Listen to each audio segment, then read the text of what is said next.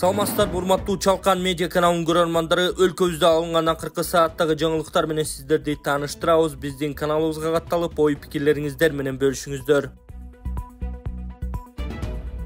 Ноокатта селден жабыркагандарга Өзбекстандан гуманитардык жардам келди. Бул тууралуу өзгөчө кырдаалдар министрлигинен билдиришти. Маалыматка ылайык 95 тонналык кум жардам 3-июлда Ошко жеткирилген. Өзбекстандын өзгөчө кырдаалдар министрлигинин биринчи орун басары Санжарбек Зупаров баштаган делегациянын коштоосунда жалпы 95 тонналык кум жардам келди. Аны министрдин орун басары Акылбек Мазарипов, президенттин Ош облусундагы кармуктуу өкүлүнүн орун басары Ильяс Ташбаев тосуп алды деп айтылат маалыматта. Гум жардамын өсүмдүк майы, кум шекер жана башка тамак аш азыктардан турары кошумчаланды. Сонун жаңылык. Сиз билген жана иченген Умбем клиникасы эми сизге дагы да болсо жакыныраак болду. Анткени бизде жаңы филиал ачылды. Андыктан келип, өзүңүздүн жана жакындарыңыздын ден соолугуна кам көрүшүңүздү сунуштайбыз. Биздин жогорку даражадагы дарыгерлер төмөндөгү адистиктер боюнча кабыл алат: стоматология, гинекология, терапия, лор, хирургия, педиатрия, урология, УЗИ жана башка адистиктер. Лабораториялык анализдин 5000ден ашуун түрү алынат. Жогорку даражадагы стерилизациялоо. Биздин дарек ВДНХ метросу, Кондратюка көчөсү 2. Телефон номерибиз 8925 103 22 55. Кабыл алууга алдын ала жазылып келүүңүздөрдү суранабыз. Умбем клиникасы. Сиздин ден соолугуңуз, биздин камкордук. Оорукана жетекчилерине жеке клиникаларда иштөөгө тыюу салуу сунушталды. Мамлекеттик ооруканалардын жетекчилеринин жеке клиникаларга ишин айкалыштырып жумушка орноштурууга тыюу салуу сунушталууда. Тиешелүү мыйзам долбоору жогорку кеңештин сайтына жарыяланды. Мыйзам долбоорунун максаты кызыкчылыктардын кагылышуусун болтурбоо. Мамлекеттик медициналык мекемелердин жетекчилери көз карандысыз жана жеке клиникаларда иштөөдөн пайда табууга кызыктар эмес, өз мекемесинин кызыкчылыгына берилген жарандар болушу керек. Мындай кош жумушка тыюу салуу кадрлардын көз карандысыздыгын жана кесипкөйлүүлүгүн сактоого жардам берет. Алар жеке клиникаларда иштөөгө алаксыбай өздөрүн толугу менен милдеттерин аткарууга жана мекемесин натыйжалуу башкарууга арнашы керек деп жазылган маалыматта. Ошондой эле бул сунуш коррупциялык схемаларды азайтып, тейлөөнүн сапатын жакшыртууга жана саламаттык сактоо системасына коомчулуктун ишенимин жогорулатууга багытталганы кошумчаланган. Автокырсыкка кабылган кинорежиссер Турсун Үсөнов ооруканада көз жумду.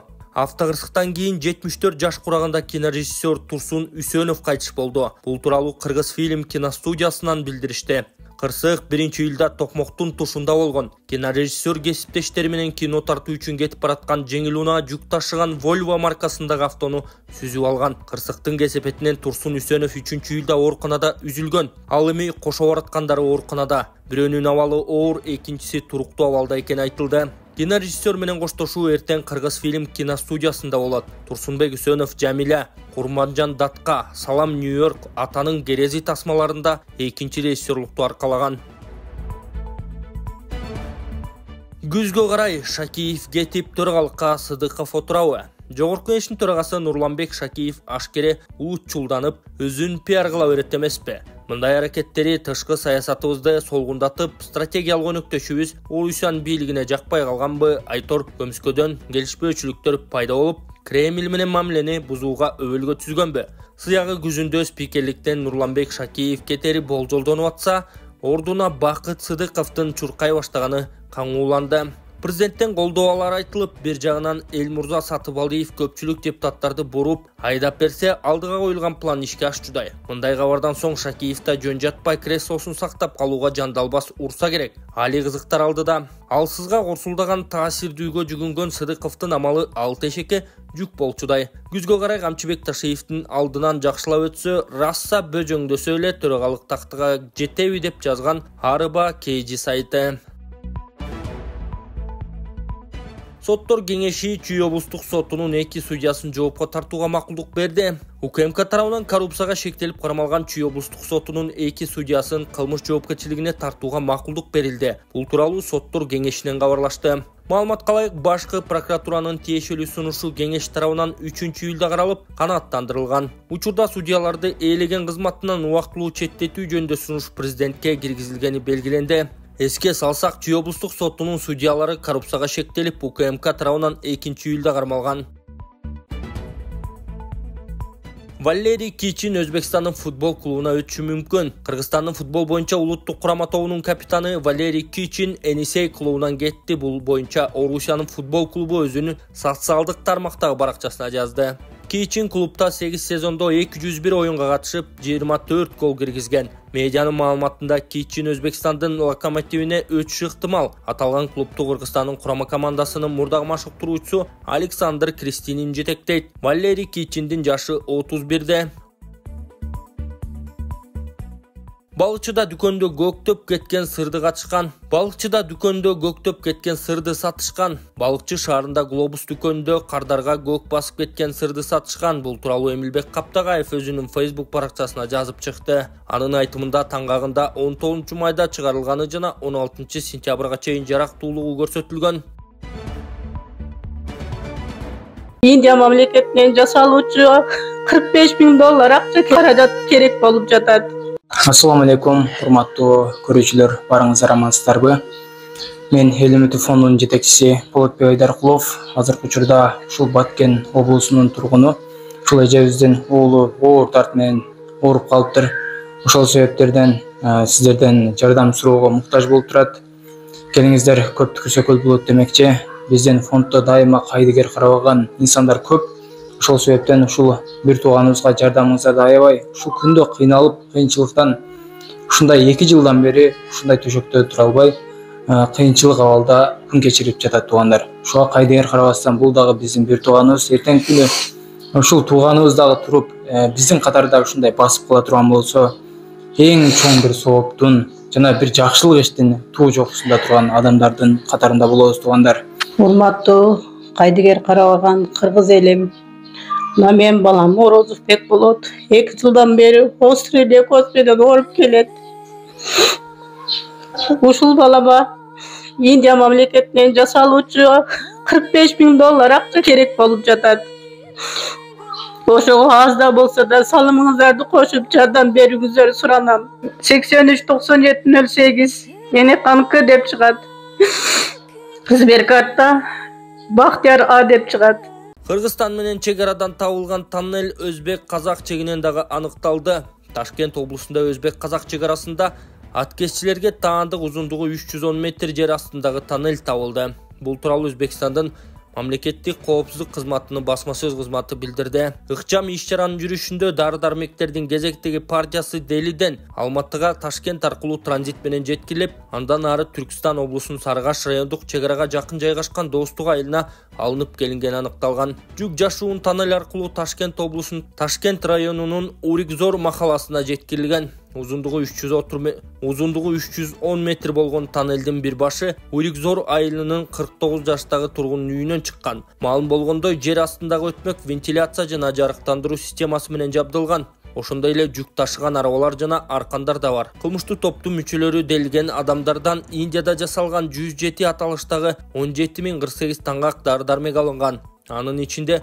альбумин, ремдесивир, меропенем жана башкалар бар. Алардын жалпы баасы 1 миллиард суммадан ашык $80.000 жакын деп бааланууда. Учурда иши козголуп, кылмыштуу топко катыштыгы бар деп шектелген бир нече адам кармалды. 4 айда 666 ымыркай чарчап калды. Жыл башынан бери чарчап калган ымыркайлардын 68%-на перинаталдык мезгилдеги кырдаал себеп болгон. Бул тууралуу Улуттук статистика комитетинин айлык отчетунда айтылат. Январь-апрель айларында 46.000 бала төрөлүп, 1 жашка чейинки 666 ымыркай чарчап калган. Ымыркайлардын өлүмүнө көбүнчө перинаталдык мезгилдеги 28 аптадан төрөлгөндөн кийин 1 жумага чейинки убакытта, төрөттөн кийин абал себеп болот. Андан 4 айда 451 бөбөк 68%, 95-14% түйүлдүк учурундагы өнүгүүнүн туаса кемтиктеринен, 77 бала 12% дем алуу органдарынын ооруларынан, 77 бала каза болгон. Улуай ден соолукту чыңдоо борбору Кыргызстанда биринчи жолу Кытай элдик медицинасын колдонуп, 6 жылдан бери от менен артрит, артроз, остеохондроз, гайморит, простатит, куян, грыжа, суук тийүү, тизе муун ооруларын дарылайт. От процедурасында адам тер аркылуу денедеги суук, токсин, шлак, туздардан арылып, аурасы тазаланат. Ал эми катып калган булчуңдарды жибитүү үчүн гандин массажы жасалат. Бул массаж атайын дары чөптөргө сугарылган таякчалар менен жасалып, кан айлануу, зат алмашуу системаларын жакшыртат. Бизге келип, Толубай Бакасов жана анын эң жогорку квалификациядагы командасынан массаж алып, ден соолугуңуздарды чыңдап кетиңиздер. Толук маалымат алуу үчүн экрандагы телефон номерлерге байланышыңыздар. Төө ашууда 3,3 миллион сомго 2 коомдук даараткана салынат. Бишкек Ош жолундагы Төө ашуусунда 2 коомдук даараткана салынат. Аларды кура турган компанияны аныктоо үчүн тендер жарыяланды. Дааратканалар Көлбаев атындагы тоннелдин түндүк жана түштүк тарабында салынат. Алар жеңил конструкциядан тургузулуп, ичинде ысык суу, 10 унитаз, 2 раковина болот. Ошондой эле мүмкүнчүлүгү чектелген жарандар үчүн да шарттар каралмакчы. 2 даараткананын ар биринин аянты 47,7 чарчы метрди түзөт. Курулуш иштерине 3 миллион 292 миң кетет деп бааланууда. Тендер боюнча арыздар 5-июлга чейин кабыл алынат. Кызматтык милдеттин аткарып жаткандарга баш ийбегендерди жазалоо сунушталды. Жогорку Кеңеште коомдук тартипти камсыздоо боюнча кызматтык милдеттин аткарып жаткандарга баш ийбегендердин жоопкерчилигин күчөтүү сунушталды. Тиешелүү мыйзам долбоорун депутат Сүйүнбек Өмүрзаков темилгелеп, коомдук талкууга чыгарды. Эл өкүлү бийлик өкүлдөрүнө карата жасалган бейбаштыктар алардын абийирине жана кадыр баркына шек келтирип жатканын белгилеген. Депутат 25-июнда Алайда Toyota маркасындагы автоунаанын айдоочусу мас болуп, милициянын погондорун жулуп салганын мисал келтирген. 2022-жылы милиция кызматкерлеринин мыйзамдуу талаптарын аткарбоо боюнча 82 факт катталса, 2023-жылы 46-га көбөйүп 128 фактыга жеткен деп жазылат мыйзам долбоорунун негиздемесинде. Андан тышкары депутат коомдук тартипти камсыздоого бийлик өкүлдөрү эле эмес, ыктыярчылар элдик кошуундардын өкүлдөрү дагы тартыларына токтолгон. Мында улам мыйзамга башка адамга каршылык көрсөтүү менен байланышка бейбаштык деген укуктун ченем киргизүүнү сунуштаган. Ошондой эле Өмүрзаков милдетин аткарып жаткан адамга, тез жардамдын кызматкерлерине, дарыгерлерге, өрт өчүрүүчүлөргө, сот аткаруучуларга, сот приставына, жергиликтүү бийликтин өкүлдөрүнө жана башкага ушул сыяктуу карата жасалган бейбаштык фактылары көп экенин эске салган. Буга байланыштуу эл өкүлү төмөнкүлөрдү сунуштады. Кызматтык кесиптик ишин же коомдук милдетин аткарып жаткан адамга каршылык көрсөтүлсө, 50 миң сомдон 200 миң сомго чейин айып салуу же 5 жылдан 7 жылга чейин эркинен ажыратуу каралган. Коомдук тартипти камсыздоо менен алек болгон укук коргоо органдарынын кызматкерлеринин, аскер кызматчысынын, сот приставынын мыйзамдуу талабына баш ийбесе, жеке жактарга 5 миң сом айып салынат же 5 суткадан 7 суткага чейин камакка алынат. Сот приставынын мыйзамдуу талабына баш ийбегендерге 3 миң сом айып салынат же 40 саатка чейин коомдук иштерге тартылат.